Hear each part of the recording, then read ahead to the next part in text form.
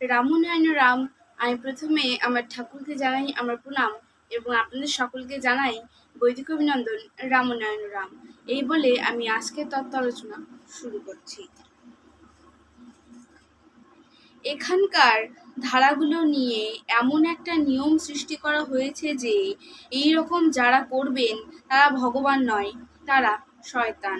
তাদের কথা অনুযায়ী যদি কাম ত্যাগ করো, অমুক ত্যাগ করো, এদিক তাকাবে না ওদিক তাকাবে না ঠিক করো, তাহলেও তো ভেতরের ইচ্ছা ত্যাগ হচ্ছে না।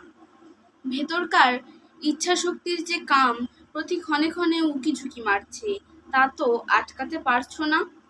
কিন্তু এটার অ্যানালাইসিস করে শাস্ত্রগত ব্যাখ্যা নিয়ে প্রকৃতির ব্যাখ্যা নিয়ে তুমি যদি চিন্তা করো, দেখবে কাম জীবনের যাত্রার পথে সাহায্যকারী, কাম বাদ দেওয়ার নয়। শিব কোনো এক সময় সব সময়ের জন্য কুচনিপাড়ায় থাকতেন। পার্বতী গিয়ে শিবকে নিয়ে আসতেন, যেটাকে বলে ক্রস কোয়ার্টার। তিনি সেখানে আমোদ আহ্লাদে বিভোর হয়ে থাকতেন।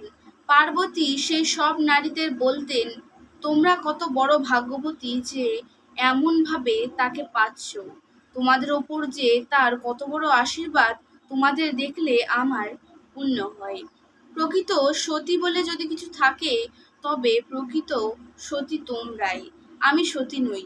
আমি জানি হিংসা করতে আর আমার স্বামীকে সন্দেহ করতে, কিন্তু তোমরা জানো সেবা করতে। তোমরা তোমাদের প্রাণ ভরা ভালোবাসা দিয়ে নিজেরা নৃত্য করে নিজেদের ভেতর সমস্ত কিছুতে বিভোর হয়ে আমার স্বামীকে পূজা করছো।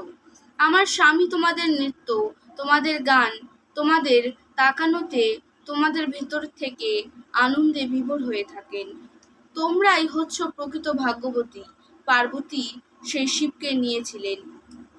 তোমাদের এখানে যে মহানরা আসেন, তারা যদি এইভাবে কোনো কিছু করেন, কোনো মেয়ে নিয়ে থাকেন, তবে তার বিরাট বদনাম হয়ে যাবে। বলবে তার কিছু নেই। এই অপরাধের হাত থেকে কেউ রেহাই পায়নি। মেসেঞ্জারদের কথা হচ্ছিল, তারা সবসময় তোমাদের ওপর কাজ করবে। কেউ যদি আট থাকে, তবে সেই আটের মধ্যে আরও আট বাড়িয়ে দেবার চেষ্টা করবে। এটা কেমন হলো মনে হয়, সে আরও বাড়িয়ে দিল। বাড়িয়ে দিয়ে দেখে তুমি কার ওপর নির্ভর করো, বিশ্বাস করো, তেমন একজনকে চিন্তা করে তোমাদের ওপর ইনফ্লুয়েন্স করতে আরম্ভ করে। তাদের একমাত্র ডিউটি কি করে উভয়ের মধ্যে বিচ্ছেদ ঘটাতে পারে। যে কয়টি আটকিয়ে ভাঙিয়ে নিতে পারে, এটাও একটা আধ্যাত্মিক জগতের নিয়ম। বাস্তবের ভেতরও আমাদের এই রকম ভাঙানি অনেক আছে। মেসেঞ্জার বলতে যে শুধু বিদেহী তা নয়, বাস্তবের ভেতরেও প্রত্যেকে প্রত্যেকের মেসেঞ্জার হয়ে রয়েছে। কে কবে বন্ধু ভাবে, কার কি হিসাবে কাজ করবে, ঠিক নেই। প্রত্যেকে প্রত্যেকের মেসেঞ্জার মনে রাখবে। মা মরে যাচ্ছেন, যাওয়ার সময় বলে যাচ্ছেন, দেখ রে, তুই আর যাই কর, ওই ঠাকুরের ওখানে যাস না। শেষ নিঃশ্বাস ফেলবার সময় বলছেন, এটা এমন উইক পয়েন্ট যে কাজ হয়। এখানে ওই মাই মেসেঞ্জার হয়ে গেল। সুতরাং কোথা থেকে কিভাবে বিচ্ছেদ হয়ে যায় বলাই যায় না। তাই নিয়ম বলো, আগে ইতিহাস দেখতে হয়। যিনি মহান, যিনি নেবেন, তার ইতিহাস দেখবে। তার মত এখানকার সমাজে কিভাবে তিনি কাজ চালাতে চান, এই দুটোর ওপর আস্থা রেখে সম্পূর্ণ নির্ভর করে চলবে। কারণ কোনো জন্মগত মহান কোনো আশ্রম বা প্রতিষ্ঠানের মধ্যে যাবেন না। সাধারণভাবে সাধারণের সঙ্গে বা বহু ঝকমারির মধ্যে যোগাযোগ করে এমনভাবে মিশবেন যে সবসময় যাতে একটা ভুল বোঝাবুঝির মাঝে থাকতে পারেন, ভুল বোঝাবুঝির মাঝে চলতে পারেন। এই ধরনের অবস্থার ভেতর দিয়ে মহানরা চলাফেরা করেন। অন্যান্য মহানরা চলেন তাদের নিজ নিজ ব্যবস্থার সঙ্গে যুক্ত হয়ে, এবং তারা নিজের প্রতিষ্ঠা সম্বন্ধে সচেতন থাকেন। তাই তারা এড়িয়ে চলার একটা ভাব নিয়ে এগিয়ে যান।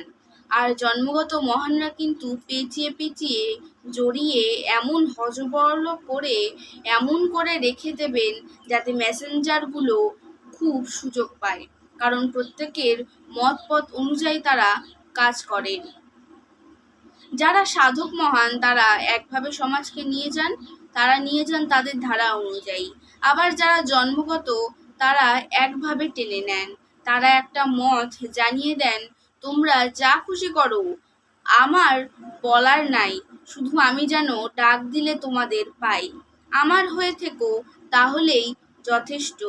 তোমরা চুরি করো বা ডাকাতি করো বা বদমাইশি করো, যাই করো না কেন, আমি তা দেখতে যাব না। তোমরা সমাজে যেভাবে চলা দরকার চলো, আমার সঙ্গে তোমার প্রেম আছে, এটাই যথেষ্ট, এটা যেন থাকে, এর মধ্যে কেউ যেন পর্দা ফেলতে না পারে, এই কথাটা বলে ছেড়ে দেন। যেখানে লক্ষ লক্ষ লোকের খাবার জোটাতে হবে, সেখানে একটা একটা করে ধান পুঁতলে হবে না। সেখানে একটা ধান পুঁততে যদি আমার 1 মিনিট লাগে, তবে আর দেশের বা সমাজের খাওয়া জোটানো যাবে না। সুতরাং আমার মতে ডালা করে আনো আর ছিটিয়ে দাও, এইভাবে ছিটালে তবে দেশের লোক খেয়ে বাঁচবে। আজকে তত্ত্ব আলোচনা আমি এখানে শেষ করছি। দেখা হচ্ছে পরের ভিডিওতে। ভালো থাকবেন, সুস্থ থাকবেন। রাম ও নারায়ণ। প্রতিদিন এরকম নতুন নতুন ভিডিও দেখতে হলে আমার চ্যানেলটিকে সাবস্ক্রাইব করবেন এবং পাশে থাকা বেল আইকনটি প্রেস করবেন। ভালো লাগলে শেয়ার করবেন। ধন্যবাদ।